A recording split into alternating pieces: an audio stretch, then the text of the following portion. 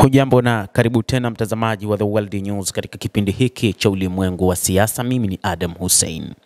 Miongoni mwa ripoti ambazo zilifichwa wakati wa mkutano kati ya mwanamfalme wa Saudi Arabia Mohammed bin Salman na rais wa Marekani Donald Trump huko Washington ni kwamba kulikuwa na mvutano kati ya mwanamfalme na rais Donald Trump, na moja kati ya jambo ambalo lilitengeneza kuibuka kwa mvutano huo ni juu ya Saudi Arabia kulazimishwa kuwa na uhusiano wa karibu na Israel, ambapo mwanamfalme wa Saudia alikuja na matakwa ya Wasaudia kwamba lazima taifa la Palestina lipatikane.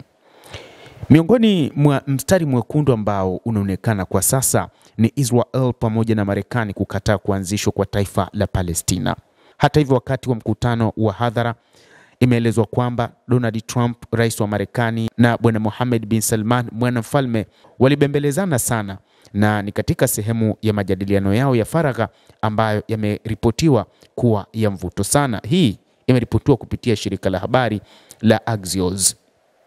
Rais wa Marekani Donald Trump na mwanamfalme wa Saudi Arabia bin Salman walifanya mkutano wa kiraia lakini mgumu katika ikulu ya White House wiki iliyopita, ambapo mazungumzo yalikuwa ya wasiwasi juu ya kuhalalisha uhusiano wa Saudi Arabia na Israel.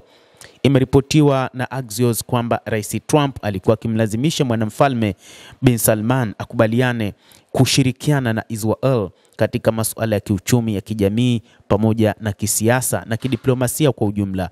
Na ni katika kile ambacho wachambuzi wa mambo wanasema ni rais wa Marekani Donald Trump kupitia mkataba wa Abraham ulioanza mwaka 2020 kutaka mataifa yote ya Kiislamu na Kiarabu yawe na uhusiano wa karibu na Israel.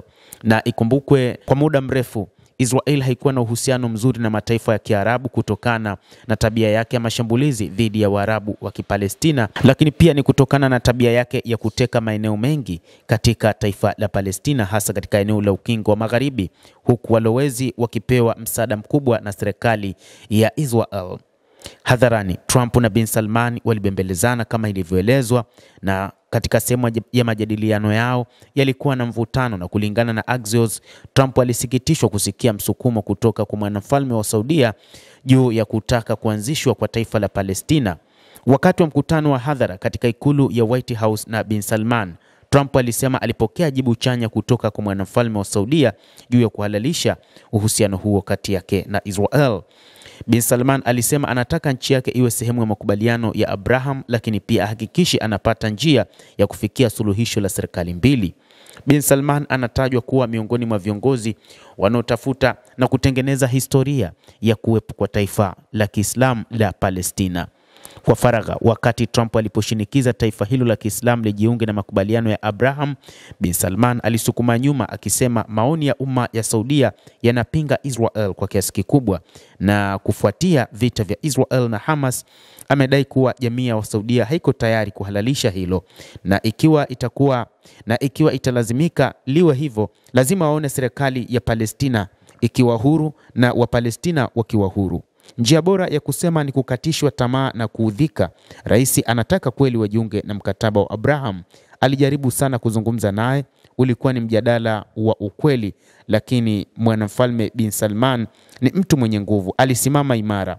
Shirika la Axios lilinukuu chanzo kimoja likisema hivyo. Kulingana na ripoti hiyo, baada ya bin Salman kukubaliana na mpango wa kujiunga na Abraham Accord, kwa maana kushirikiana na Israel, alipendekeza kuwa Israel inapaswa kukubaliana na njia isiyoweza kutenduliwa kuelekea kuundwa kwa taifa la Palestina. Alisema suluhu ya serikali mbili ni suala ambalo watu wa Saudi Arabia wanataka kusikia, na wapo tayari kuungana sasa na Israel ikiwa Israel itaamua na kukubaliana na mpango huu. Ikulu ya White House ilisema kwamba ni muhimu kwa Trump na kwa nchi zote za Mashariki ya Kati zijiunge na mkataba wa Abraham, kwani vita huko Gaza vimeisha na mpango wa nyuklia wa Iran umewekwa nyuma. Uuzaji wa silaha, mahusiano ya ulinzi, urekebishaji, uhusiano wa kiulinzi na mauzo ya juu ya silaha yalikuwa ajenda kuu wakati wa ziara ya bin Salman nchini Marekani.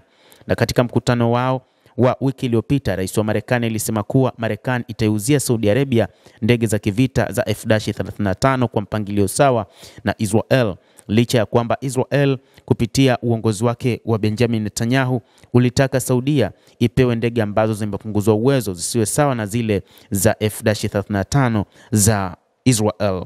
Kwa jinsi ninavyohusika, nadhani wote wawili wako katika kiwango ambacho wanapaswa kuwa na ndege hizi za F-35, Trump alitangaza, akimaanisha Saudi Arabia na Israel kama washirika wake wakubwa. Lakini hadi sasa inaeleweka wazi kwamba Marekani mshirika wake mkubwa na wa nguvu ni Israel, licha ya kwamba anaikumbatia Saudi Arabia kama kitovu cha Waislamu katika eneo la Mashariki ya Kati, lakini bado Waislamu wenyewe hawakubaliani na kile ambacho serikali ya Israel inakifanya katika eneo la ukanda wa Gaza na maeneo mengine ya Mashariki ya Kati. Endelea kutufuatilia, lakini usisahau kulike, usisahau kucomment, kadhalika na kusubscribe channel yetu hii ili upate habari hizi kwa mapana kupitia The World News. Mimi ni Adam Hussein, endelea kuwa nasi wakati wote, endelea kutufuatilia ili ufahamu ni nini kinajiri katika